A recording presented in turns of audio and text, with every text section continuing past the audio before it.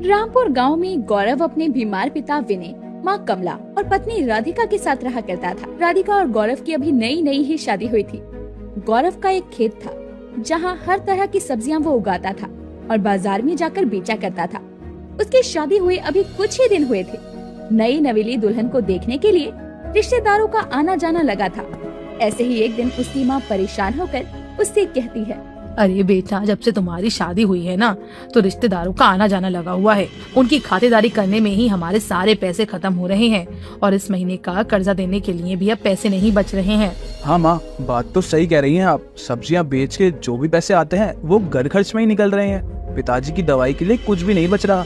वैसे आपकी बहू के हाथ की पाव भाजी बहुत ही टेस्टी होती है। अरे मैं तुझसे खर्चे की बात कर रही हूँ और तू पाव भाजी की बात कर रहा है। तू क्या बोलना चाहता है? मेरी समझ से तो बाहर ही है भैया। यही माँ कि अपने खेत में सब्जियों की कोई कमी तो है नहीं, और अगर राधिका उन सब्जियों से पाव भाजी बना के सभी रिश्तेदार को खिलाए तो सब उंगलियां चाटते रह जाएंगे और हमारा खर्चा भी कम होगा। राधिका पीछे से सारी बातें सुन रही थी और वो उनके पास आकर बोलती है, माँ जी, आप बिल्कुल भी चिंता मत कीजिए। मैं मेहमानों के लिए बहुत ही स्वादिष्ट पाव भाजी बना दूंगी। सुनिए जी, आपको मैं पाव भाजी का सामान बता देती हूँ और वो ले आना। तब तक मैं खेत में जाके सब्जियाँ ले आती हूँ। इसके बाद राधिका पाव भाजी बनाने में लग जाती है और उसकी पाव भाजी की खुशबू पूरे गांव में आती है और पास में रहने वाली विमला उनके घर आती है। कमला, ओ कमला, कमला कहाँ है तू? अरे आजा विमला, आजा, अंदर ही बैठी हूँ मैं। अरे कमला, मैंने सोचा तेरी बहू को देख लेती हूँ। आके शादी के वक्त सही से मिल नहीं पाई थी। कहाँ है राधिका बहू? और यहाँ पाव भाजी की खुशबू तो बड़ी अच्छी आ रही है। है तेरी रसोई में पक रही है क्या? हाँ, राधिका बहू रसोई में ही है। वो अंदर पाव भाजी बना रही है। वो दोनों बातें ही कर रही होती हैं कि तभी राधिका 2 प्लेट पाव भाजी लाकर अपनी सास और विमला को देती है, जिसे खाकर विमला कहती है, अरे भैया, सच में ऐसा लग रहा है कि कहीं बड़े होटल में बनी हुई पाव भाजी खा रहे हैं।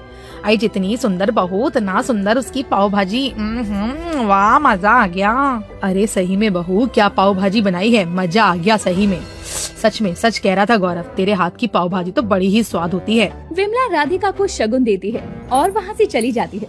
ऐसे जो भी रिश्तेदार उनके घर आते वो उनको पाव भाजी खिलाती और सब उसको शगुन देकर जाते। ऐसे ही करके राधिका के पास 10,000 रुपए जमा हो जाते हैं और वो अपनी सास से कहती है, माँ जी, ये लीजिए 10,000 रुपए। पाव भाजी के बदले मुझे शगुन मिले हैं, इसे आप रख लीजिए। बापूजी की दवाई और घर का कर्जा देने में काम आएंगे। अरे नहीं नहीं बहू, इन पैसों पे सिर्फ तेरा हक है।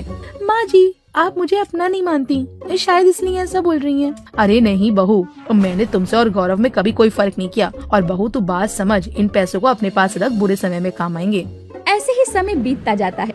एक रोज गौरव सब्जी लेकर रोड पर चल रहा होता है। तभी एक गाड़ी वाला उसको ठोकर मार देता है, जिसके बाद आसपास वाले लोग उसे अस्पताल में भर्ती करवाते हैं और उसके घर फोन करके राधिका को सब बता देते हैं। इस हादसे में गौरव को बहुत चोट आती है और डॉक्टर उसके परिवार वालों से कहते हैं, जी देखिए, गौरव जी अब खतरे से बाहर है, पर उनके सीधे हाथ की हड्डी में फ्रैक्चर है और उनके पाँव में चोट भी लगी है, जिससे अब वो 4 से 5 महीने तक कोई काम नहीं कर पाएंगे। उन्हें आराम की जरूरत होगी। हे भगवान, हमारे घर में सिर्फ एक ही कमाने वाला था, उसके साथ भी ऐसा कर दिया। कौन सी परीक्षा ले रहा है भगवान? हाँ भगवान, अब हमारा घर कैसे चलेगा? हमारे घर का कर्जा कैसे देंगे? सेठ तो हमको छोड़ेगा नहीं। भगवान, तूने क्या किया? माँ जी, संभालिए खुद को। भगवान हमारी परीक्षा ले रहा है और हम ऐसे हार नहीं मानेंगे, वरना गौरव जी को और भी तकलीफ पहुँचेगी। सभी लोग घर पहुँचते हैं। तभी गांव का सेठ उनके पास आता है और कहता है, अरे कमला बहन, मैंने सुना है कि तुम्हारी बेटी का एक्सीडेंट हो गया है। सुन के काफी बुरा लगा। अरे जी, आपका यहाँ आना कैसे हुआ? बस वो गौरव ने आज की तारीख दी थी पैसे लौटाने, तो मैं बस वही लेने आया हूँ। अरे पर सेठ जी, हमारे पास पैसे नहीं है। जो भी पैसे थे हमने सब गौरव के इलाज में लगा दिए। हम जल्दी ही आपके पैसे लौटा देंगे। मैं कुछ नहीं जानता कमला बहन, पहले ही तुम गरीबों को इतना वक्त दे चुका हूँ, अब बस 15 दिन और दे सकता हूँ। उसके बाद आपको पता है कि मैं क्या क्या कर सकता हूँ। अपने पैसे निकलवाने के लिए चलता हूँ कमला बहन। अरे जी, आपको ऐसा वैसा करने की कोई जरूरत नहीं है। आप 15 दिन बाद आकर अपने पैसे ले जाना, वो भी सूद समेत। राधिका के ऐसा कहते ही सेठ वहाँ से चला जाता है। अरे बहू, तूने क्या सोच के सेठ को हाँ बोल दिया पैसे देने को, वो भी सूद समेत? इतने कम दिनों में हम कैसे दे पाएंगे? माँ जी, आप मुझ पे भरोसा रखिए। मैं आपको सब ठीक करके दिखाऊंगी, देख लिएगा। लेकिन बहू तू क्या करने वाली है? माँ जी हमारे खेत में सारी सब्जियाँ उगती ही हैं और अब गौरव जी उनको बेच तो पाएंगे नहीं, तो मैं उन सब्जियों से पाव भाजी बना के बेचूंगी। और मुझे अपने आप पर पूरा भरोसा है कि मेरी पाव भाजी सबको बहुत पसंद आएगी। लेकिन बहू तू पाव भाजी बनाने का सामान कहाँ से लाई आएगी? और बेचने के लिए तो रेडी वगैरह हमारे पास कुछ भी नहीं है। अरे माँ जी आप उसकी चिंता मत कीजिए। आपको याद है ना थोड़े समय पहले जो आपने मुझे शगन के 10,000 रुपए मिले थे?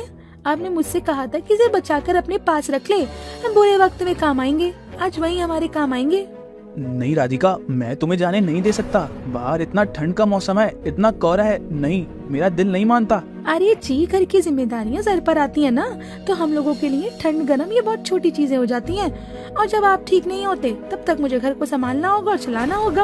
अरे बस माँ जी आप लोग मुझे ना आशीर्वाद दीजिए, मैं 15 दिन में सेठ जी के पैसे लौटा पाऊँ। अरे बेटा हमारा आशीर्वाद तो सदा तेरे साथ है। अब राधिका बाजार चली जाती है और वहाँ से पाव भाजी का सामान और रेडी लेकर घर आती है। वहीं दूसरी तरफ उसकी सास खेत से सारी सब्जियां ले आती है और अगली सुबह जल्दी उठकर राधिका ढेर सारी भाजी बना के और उसे रेडी पर लगा देती है और बेचने के लिए चली जाती है। पाव भाजी ले लो, पाव भाजी, सर्दी में गरम गरम राधिका की पाव भाजी, एकदम चटपटी पाव भाजी, एक बार खाओगे तो बार बार खाओगे पाव भाजी। राधिका की पाव भाजी की खुशबू से लोग झट से उसके पास आ जाते हैं। एक प्लेट पाव भाजी देना। कितने की दी बहन जी? अजय सिर्फ 40 रुपए की है पाव भाजी। हाँ हाँ जल्दी दे दो, इसकी खुशबू से अब रुका नहीं जा रहा। अजी जी अभी देती हूँ। राधिका जल्दी से उसे पाव भाजी देती है और वो आदमी पाव भाजी खाता है और खाता ही रह जाता है। वाह वाह, क्या बात है, क्या बात है, क्या ही स्वादिष्ट पाव भाजी बनाई है बहन जी आपने, मजा ही आ गया। ये लो तुम 40 की जगह 100 रुपए ले लो। इस स्वादिष्ट पाव भाजी के लिए 100 रुपए भी कुछ नहीं है। सुनो बहन, तुम रोज यहाँ आना, मैं तुमसे ही पाव भाजी खाऊंगा। शुक्रिया भाई साहब। धीरे धीरे और भी ग्राहक राधिका के हाथ की पाव भाजी खाने लगे।